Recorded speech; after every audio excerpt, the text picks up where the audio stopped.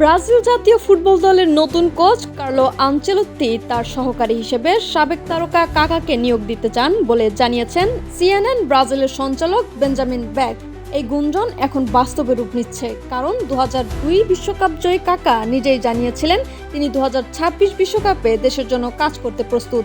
43 বছর বয়সী কাকা বলেন, 2017 সালে খেলা ছেড়ে আমি নিজেকে প্রস্তুত করেছি।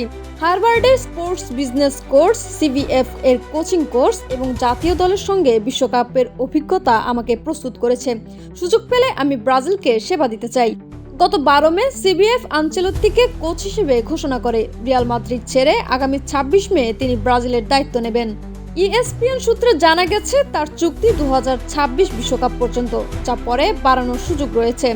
আনচেলত্তির প্রথম লক্ষ্য ব্রাজিলকে বিশ্বকাপের টিকিট নিশ্চিত করা।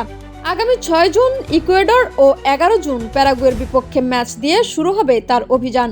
বর্তমানে 14 ম্যাচে 21 পয়েন্ট নিয়ে দক্ষিণ আমেরিকার বাছাই টেবিলে চতুর্থ স্থানে রয়েছে ব্রাজিল।